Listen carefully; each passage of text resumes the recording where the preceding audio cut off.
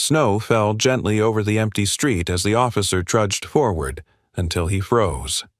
Against a tree, inside a rusty cage, a German shepherd mother curled her body around 3 shivering puppies, their tiny cries barely audible in the cold.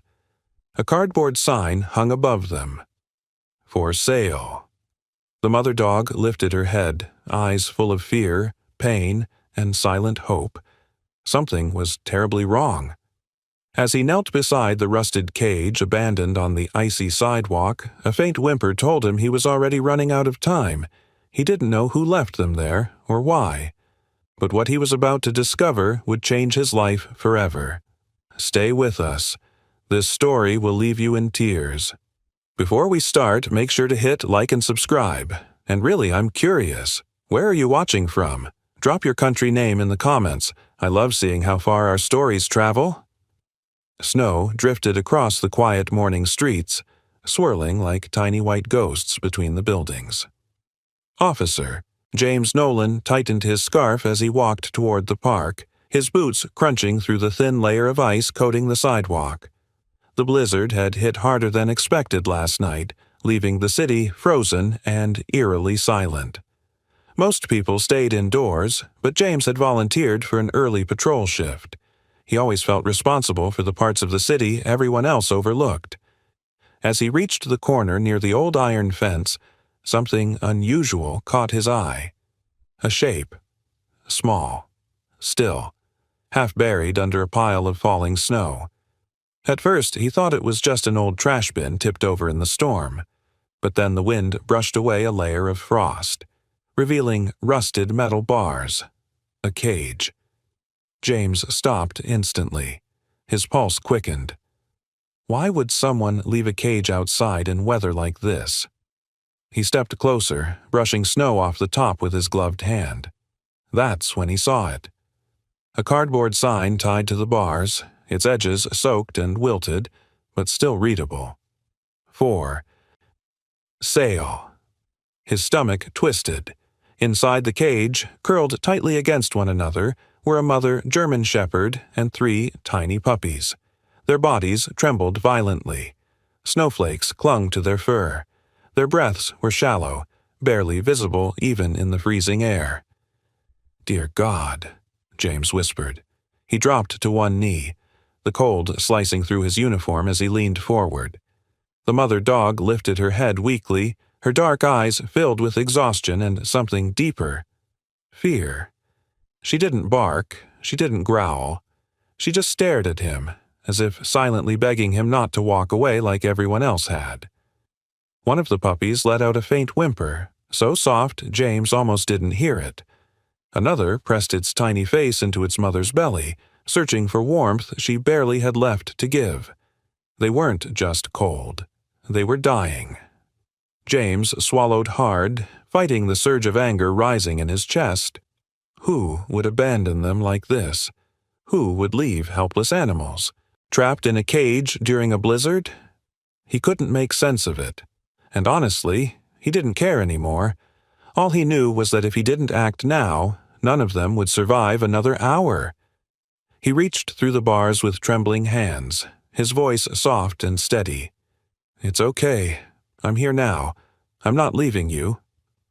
And in that frozen moment, everything changed. James felt the cold bite through his gloves as he kept his hand inside the cage, letting the trembling mother dog sniff him. Her nose was icy, her breath weak. The puppies pressed closer, tiny bodies shivering uncontrollably. Snow continued falling around them, dusting James's shoulders, melting against his warm breath. But he barely noticed the cold, because in that moment, another winter morning came rushing back to him. Years ago, same snow, same icy silence. He had been fresh out of training, still learning the weight of the badge on his chest. On one of his first patrols, he found a strayed dog. Thin, soaked, and too weak to stand. James had knelt down just like this, whispering comfort into the storm, but help arrived too late. The dog hadn't survived the ride to the shelter. That loss had haunted him. It was the first time he felt the sharp sting of helplessness in his job. He never forgot the feeling of holding a fading life in his arms. And now, staring into the pleading eyes of this mother dog, that old wound tore open again. "I'm not losing another one," he whispered, voice barely audible. The mother dog nudged his hand gently, her touch weak but trusting. A silent connection sparked, a shared understanding between a protector and the helpless soul depending on him. James exhaled shakily. He scanned the cage again. The rusted edges, the worn-out bottom, the frayed rope tying the for sale sign. Whoever left them here didn't care what happened next. They didn't choose this spot because someone would see the dogs. They chose it because they didn't want to look back. His jaw clenched. He looked down at the puppies. 3 of them, barely a few weeks old. Their small paws were stiff from the cold. Their tiny black noses were rimmed with frost. One tried to open its eyes fully but couldn't. They fluttered halfway before closing again. James felt something heavy settle in his chest, a mix of anger, heartbreak, and determination. "No," he murmured again. "Not this time." The wind howled through the street, but James didn't flinch. He took a deep breath and slid both arms through the bars, determined to lift the puppies out. But the mother dog shifted, blocking his way. Not aggressively, not defensively, but protectively. Even in her weakened state, she was still fighting to shield them. James felt his throat tighten. "You're a good mama," he whispered. "Let me help you, please." Her eyes softened, and slowly, very slowly, she inched back, allowing him to reach her babies. At that moment, James knew this rescue had already become personal. He wasn't just saving dogs, he was rewriting a moment that had haunted him for years. James pushed the cage door, but it didn't budge. The metal was frozen solid, rusted tight from months, maybe years of neglect. Snow had seeped into the hinges and hardened like cement. He tried again, gripping harder, but the door groaned and refused to open. Inside, the puppies whimpered, their tiny bodies trembling like leaves caught in a storm. Time was slipping away. "Hang on, just hang on," James whispered. With one knee planted firmly on the icy ground, he pulled a small multi-tool from his duty belt. His fingers trembled, not from the cold, but from urgency. He wedged the tool into the hinge and twisted hard until the metal shrieked. The sound echoed along the empty street, sharp enough to cut through the falling snow. The mother dog flinched but didn't growl. Her eyes stayed locked on James, searching, pleading, trusting. James leaned into the hinge, with all his weight. Snap. The metal finally cracked. He exhaled sharply, breath clouding in the air. With a firm shove, he forced the door open. It swung wide, scraping against the ice-covered sidewalk. The puppies froze at the sudden movement, huddling tighter against their mother. "It's okay," he murmured gently. "I've got you." He slipped his hands inside, scooping the first puppy up against his chest. The tiny body was shockingly cold, far colder than any living creature should be. James tucked the pup beneath his jacket, pressing it directly against the warmth of his uniform. The puppy's shivers slowly eased. He reached for the second and third puppies, cradling them in his arms.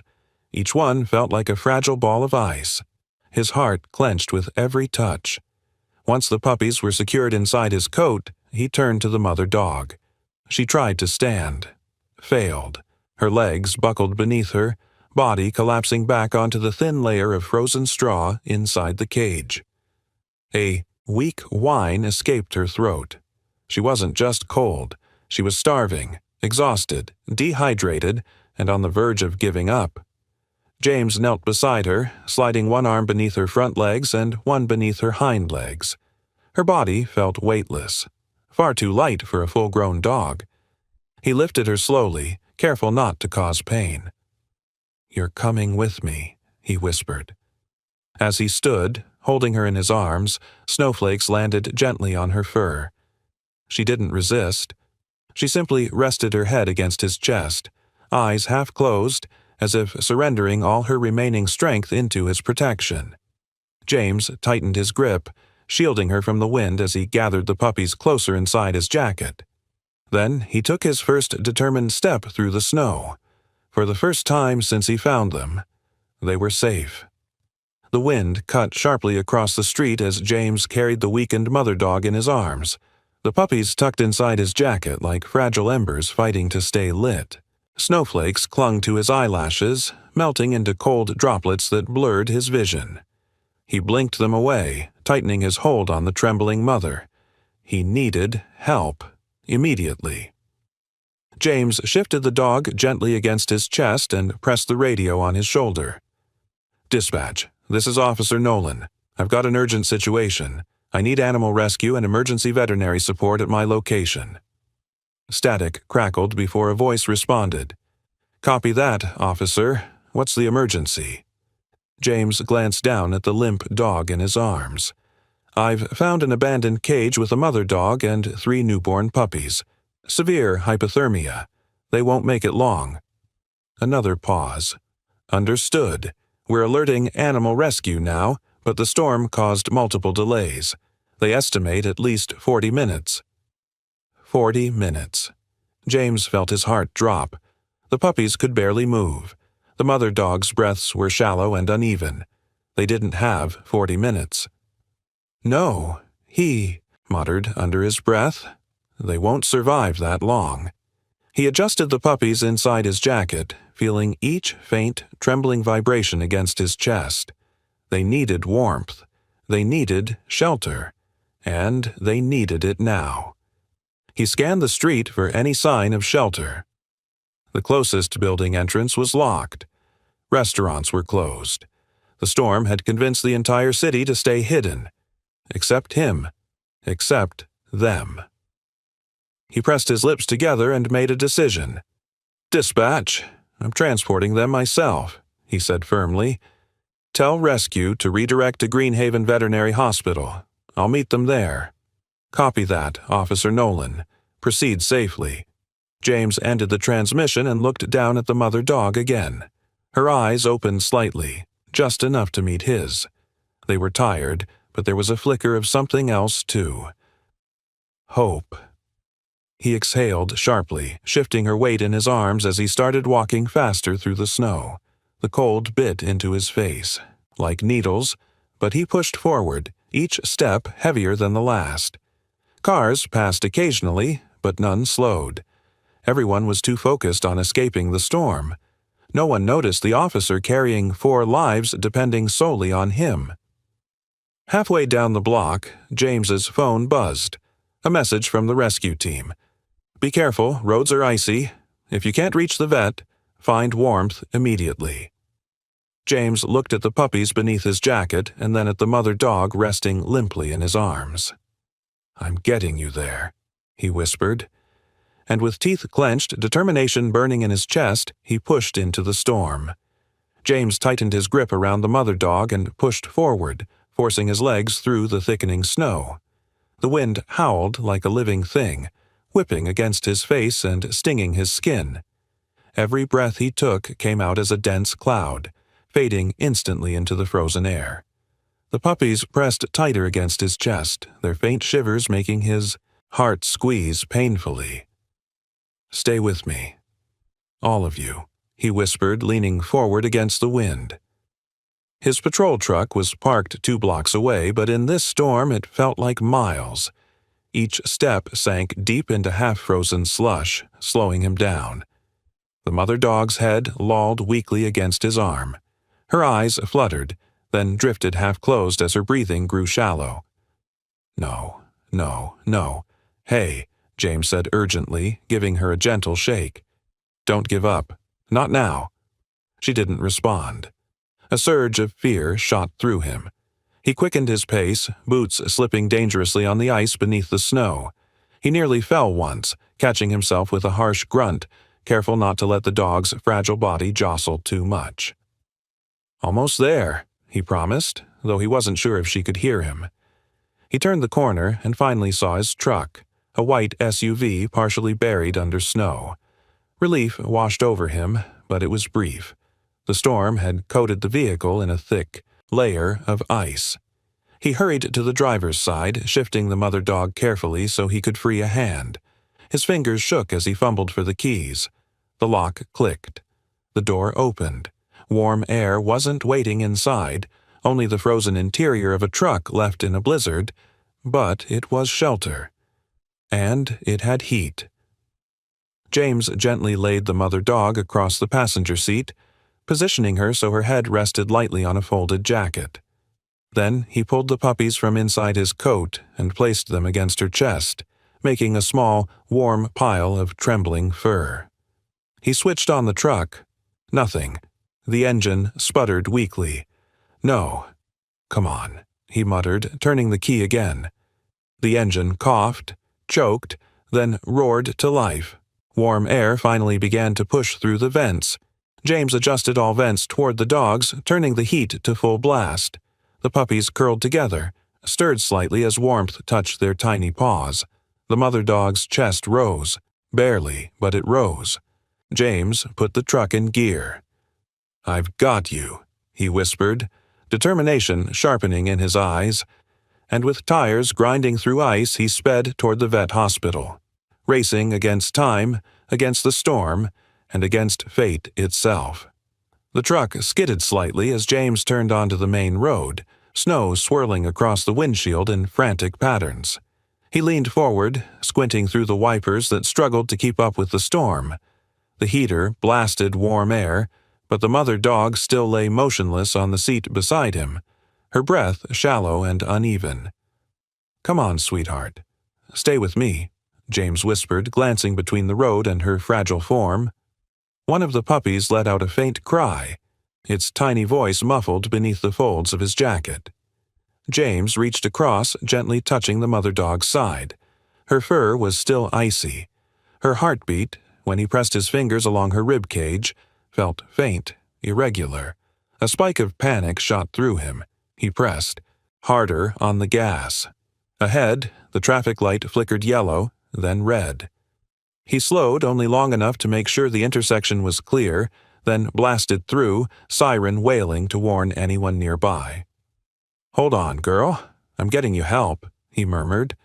But as he pulled onto the bridge leading toward downtown, the mother dog suddenly twitched. Her legs stiffened. Her head jerked back. A soft, strangled whine escaped her throat, a sound so full of pain it made James' blood run cold. "No, no, hey, stay with me," he shouted, one hand gripping the steering wheel, the other reaching out to steady her. Her body trembled violently, then went limp. The puppies stirred anxiously, crawling closer to her stomach, sensing something was terribly wrong. James's heart pounded. He checked her breathing again. Nothing. Pure fear ripped through him. He slammed his hand against the dashboard. "No, not now. Don't do this." With one hand, he turned on the truck's emergency radio. "Dispatch, this is Officer Nolan. I need immediate medical backup at Greenhaven Bridge. Mother dog is losing consciousness." Static. Then, "Officer, paramedics are en route but delayed. Storms causing gridlock. ETA, 15 minutes. 15 minutes? She didn't have 2. James clenched his jaw. "Negative. I'm not waiting. I'm continuing to the hospital." He dropped the radio, grabbed the mother dog's muzzle gently, lifting her face toward him. "Come on. Don't give up on your babies," he whispered, voice trembling. Her eyelids fluttered. Barely. Then closed again. James pressed 2 fingers lightly against her chest. A faint thump. Slow. Weak. But there. Relief washed over him, just enough to keep him focused. "We're almost there," he breathed. He turned sharply, tires sliding as he fought the steering wheel, the vet hospital finally appearing like a blurry beacon through the storm. James floored the accelerator. "This ends now," he whispered, and he raced toward her only chance at survival. James slammed the truck into park and jumped out before the engine fully stopped. Snow whipped across his face as he pulled open the passenger door and carefully lifted the limp mother dog into his arms. Her head dangled weakly against his chest. The puppies whimpered softly from inside his jacket, sensing every shift in his heartbeat. He burst through the sliding glass doors of Greenhaven Veterinary Hospital, his boots leaving wet streaks across the floor. "I need help," he shouted, voice cracking with urgency. A nurse behind the counter sprang up. "What happened?" "Hypothermia. Severe. 3 puppies, too. Barely responsive," James said, breathless. Within seconds, 2 vet technicians rolled out a stretcher. James gently laid the mother dog onto the soft padding. The puppies were moved into a heated incubator box, their tiny bodies illuminated by a warm, orange glow. The emergency vet, Dr. Collins, arrived in moments, a calm but intense man whose presence filled the room with silent authority. He knelt beside the mother dog, running gloved hands gently along her body. "Temperature?" he asked sharply. 12 degrees below normal, a tech replied, checking the monitor. Dr. Collins' jaw tightened. "We need warm IVs, heat pads. Let's stabilize her heart rate." James hovered anxiously, unable to stand still. His hands shook uncontrollably, not from the cold now, but from fear. "Doc, is she going to make it?" he asked quietly. Dr. Collins didn't answer immediately. Instead, he parted the mother dog's fur near her ribs. His expression darkened. He pressed his fingers along her spine, then her hips, then the underside of her belly. The more he examined, the deeper his frown grew. "What is it?" James asked, panic rising in his chest.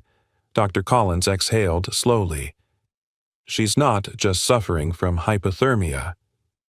James's heart dropped. "She's severely underweight, at least 40% below what she should be. And look here." The vet lifted the dog's hind leg slightly, revealing faint scars and deep patches of thinning fur. "Old injuries, repeated trauma. She's been bred recently, and repeatedly." James felt anger surge through him. "You mean someone used her to breed puppies?" "Not just used," the vet said grimly. "Exploited.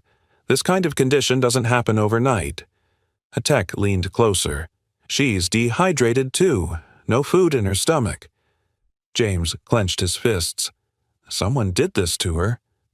Dr. Collins nodded solemnly. "Yes, and worse, she's been starving while nursing. She gave everything she had to keep those puppies alive." James stared at the mother dog, emotion tightening his throat.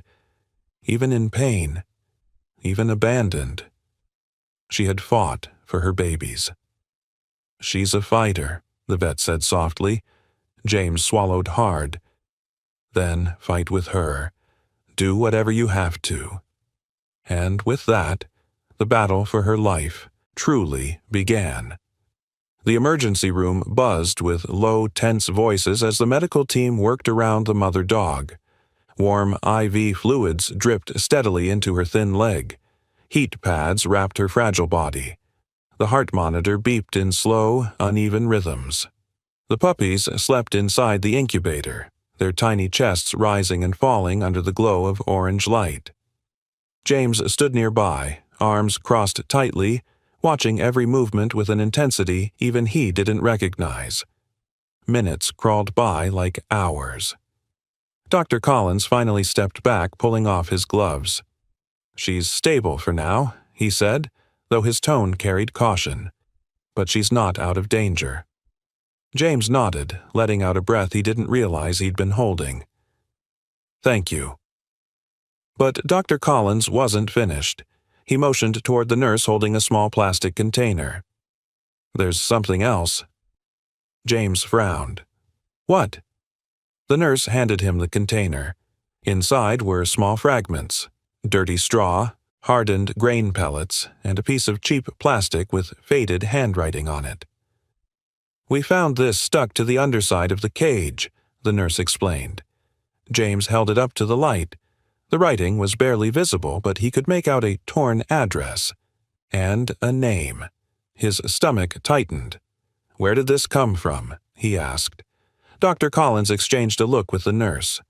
"We believe the cage wasn't abandoned randomly. It looks like it was moved from a property recently. These pellets are farm-grade feed, Not something a city pet owner would use. James studied the scrap again. The name wasn't clear, half of it ripped away, but the remaining letters tugged at the corner of his memory. "I've seen this before," he murmured. "Look at this, too," the nurse added, handing him another item, a small metal tag found tangled in the mother dog's fur. It wasn't a collar tag. It was a livestock tag, the kind used in breeding mills. James felt a chill creep up his spine. "You think she came from one of those backyard breeding setups?" Dr. Collins folded his arms. "All the signs point to it. Overbreeding, starvation, untreated injuries, abandonment after she could produce no more litters. It fits." James's jaw clenched so hard it hurt. So, someone used her until she couldn't give them what they wanted, then dumped her in a storm? The vet nodded grimly. Rage simmered in James's chest. He looked at the mother dog, fragile, exhausted, but still fighting for her puppies, and felt something inside him shift. "This wasn't just neglect," he said quietly. "This was cruelty, and I'm going to find out who did it." He slipped the torn tag and a dress scrap into his pocket. A mystery had begun, and he wasn't walking away from it. The hospital lights dimmed as evening crept in, the storm outside hammering against the windows like an uninvited guest refusing to leave. Most of the staff had gone home, leaving only the night team to watch over the patients. But James didn't move from his spot. He sat on a hard plastic chair beside the mother dog's recovery bed, elbows on his knees, eyes fixed on her fragile form. Machines hummed softly. Heat pads wrapped around her body emitted a faint warmth. The puppies slept in the incubator nearby, tiny shapes curled into soft balls of fur. Occasionally one twitched or let out a small sound, and every time James's head snapped up, checking if they were okay. He should have been exhausted. His shift had ended hours ago. But he couldn't bring himself to leave. Every time he looked at the mother dog, her ribs showing through her fur, her eyes closed as she fought for life, he felt the same tightness in his chest. It wasn't just duty anymore. It felt personal. Dr. Collins approached quietly, hands in his coat pockets. "You're still here," he observed. James didn't look away from the dog. "I'm not leaving them alone." The vet nodded, pulling up a chair beside him. "She's responding better than expected, but she needs rest, warmth, and steady fluids. It'll be a long night." "I'll stay," James said immediately. Dr. Collins gave a small, approving smile. "Most people wouldn't." James shrugged lightly. "Most people didn't find them freezing to death." For a moment they sat in silence, listening to the storm's dull roar outside. Then one of the puppies let out a louder whimper from the incubator. James stood quickly and walked over, peering through the glass window. The smallest puppy, barely the size of his palm, was squirming weakly, pressing its tiny face against the wall of the chamber like it was looking for someone. James placed his hand gently against the glass. "It's okay, little one," he whispered. "Your mama's right here."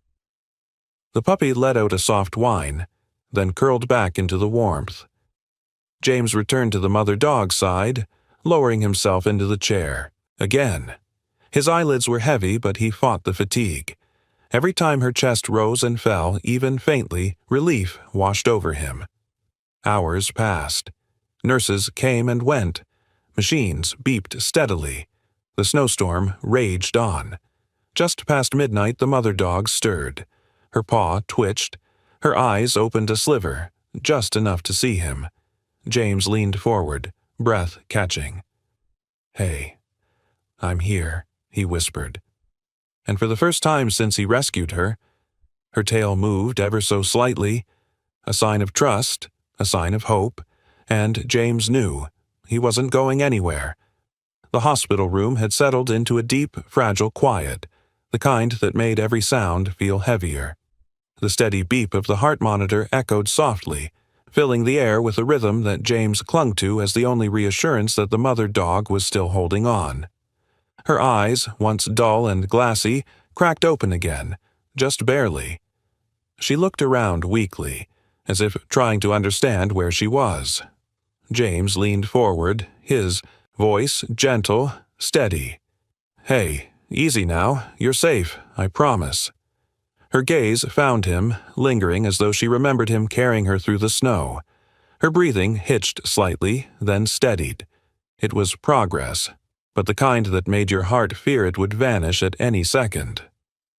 Dr. Collins returned, checking the IV lines with quiet precision. "Her temperature's stabilizing, but her heart rate is dropping again," he said, eyes narrowing as he studied the monitor. James stiffened. "Dropping." The vet nodded gravely. "She's still in critical condition. Her body's been pushed beyond its limits. She's fighting, but it's going to get harder before it gets easier." As if on cue, the mother dog suddenly tensed. Her chest stuttered with rapid, shallow breaths. Her paws twitched weakly. Alarms began to chirp, soft at first, then more urgently. James shot up from his chair. "What's happening?" Dr. Collins moved fast, pulling equipment closer. "Her body's crashing. Too cold for too long. She's entering cardiac distress." "No, no, please," James murmured, his voice cracking. Two nurses rushed in, adjusting the warming blankets and increasing the temperature on the incubator. Dr. Collins pressed a stethoscope to her chest, his jaw tightening. "She's fading," he said quietly. James's stomach dropped. The dog let out a faint, heart-splintering whine, a sound that was part pain, part plea. Her eyes rolled slightly before refocusing on him. She wasn't giving up. Not yet. "Come on, girl," James whispered, kneeling beside her. "You survived the storm. You protected your babies. Don't stop now." Her fragile chest rose and fell in uneven intervals. Her breathing sounded like it might give out at any moment. The heart monitor's beeping became erratic. Dr. Collins grabbed a syringe. "This will help stabilize her heart, but it's risky. Her body is weak." "Do it," James said instantly. The vet injected the medication into her IV line. For a terrifying moment, everything went still. The room seemed to hold its breath. Then, a soft but steady beep. Her heart caught again. James felt tears sting his eyes. That's it, Mama." Her tail twitched. Barely. But it moved. She was still fighting. And James knew. She wasn't done yet. Morning light slipped through the blinds in thin, golden lines, cutting across the quiet hospital room. The storm had weakened overnight, leaving only a soft drizzle of snow tapping gently against the windows. Inside, the machines hummed with a calmer rhythm now, a steady beat instead of the frantic alarms from hours before. James blinked awake in the chair, his neck stiff, his back aching. He must have dozed off for a moment. The blanket a nurse had placed over him had slipped halfway to the floor. He rubbed his eyes, then turned instantly toward the mother dog.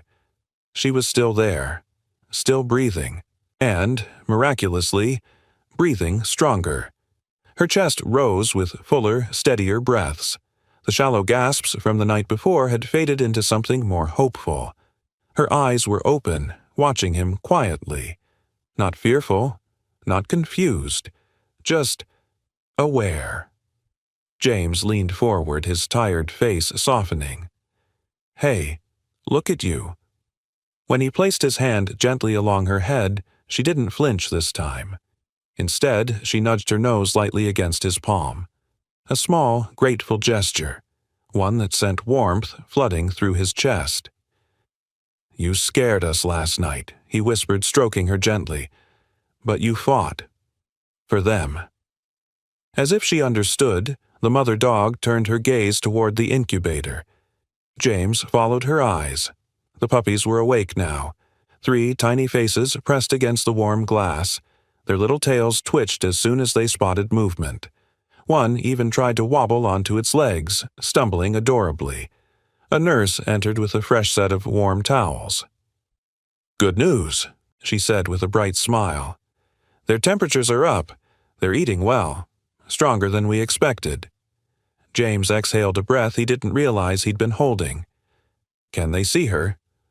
"We were hoping you'd ask." Carefully, the nurse opened the incubator and lifted the puppies one by one, wrapping them in soft towels before placing them beside their mother. Instantly, the smallest puppy let out a tiny cry and crawled toward her.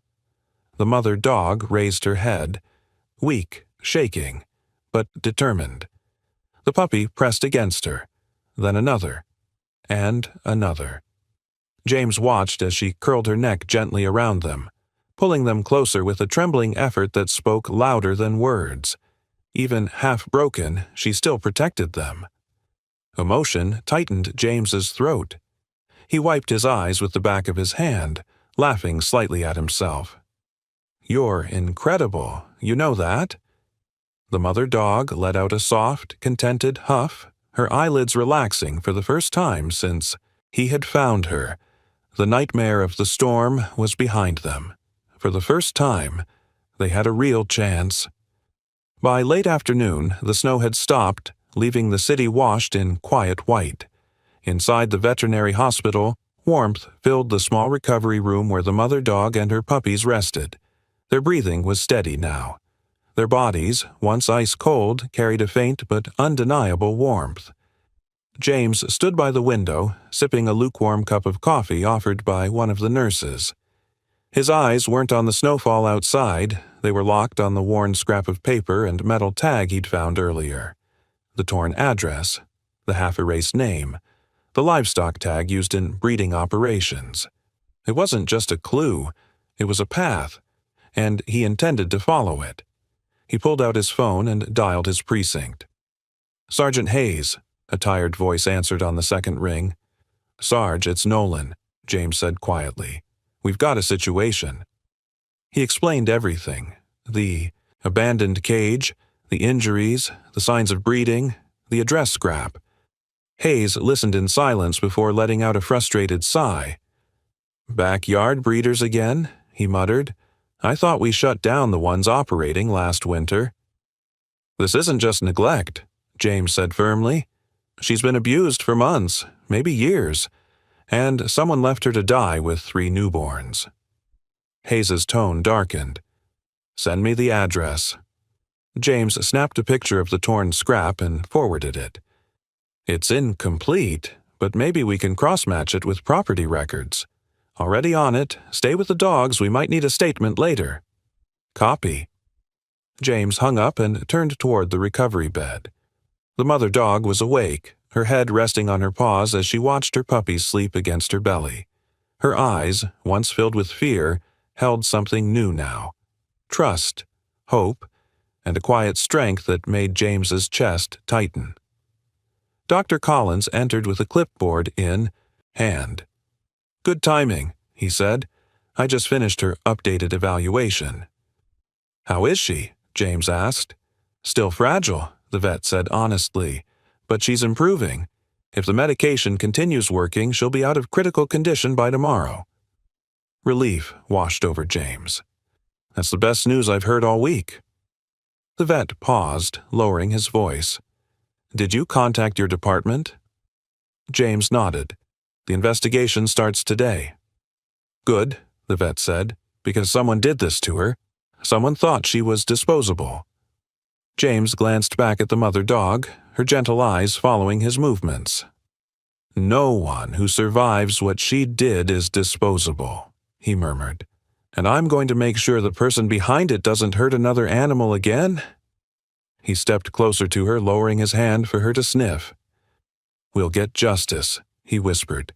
She nudged his palm with her nose. And in that quiet room, the investigation truly began. The next morning, sunlight trickled gently into the recovery room, casting warm gold across the floor. The storm had finally passed, leaving behind a calmness that felt almost unreal after the chaos of the night before. Nurses walked quietly between rooms, and somewhere down the hall, a phone rang softly. But inside this room, the world seemed to move slower, gentler. James pushed open the door with a quiet smile, holding a cup of fresh coffee in one hand and a container of warm broth in the other. "Morning, Mama," he said softly. The mother dog lifted her head. Not weakly now, not trembling, but with strength. She blinked at him, her eyes clearer, brighter. When James stepped closer, her tail brushed lightly against the blanket. Not the faint twitch from before. A real wag. Small, but full of life. "Well, look at you," he murmured, warmth filling his chest. The puppies wriggled beside her, their tiny bodies moving with new energy. One squeaked proudly, climbing over his siblings before rolling clumsily onto his side. The mother nudged them gently, guiding them closer. Even in her fragile state, her instincts had returned in full force. Dr. Collins entered the room moments later, eyebrows lifting in pleasant surprise. "She's stronger today." "Much stronger." James grinned. "I can see that." The vet knelt beside her, checking her vitals. Her temperature is almost normal, hydrated, heart steadier. "She's a fighter, officer." "She's more than a fighter," James replied, eyes softening as she licked her puppy's tiny heads. "She's a survivor." As if proving his point, the mother dog attempted something she hadn't managed since arriving. She shifted her weight and slowly pushed herself onto her front legs. James straightened. "Whoa. Easy, girl." But she wasn't collapsing. She was standing. Barely.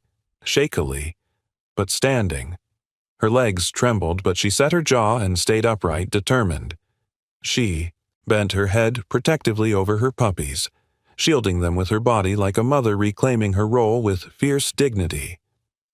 A swell of emotion rose in James's chest. Look at her. She's not giving up on them for a second. Dr. Collins nodded, voice low with admiration.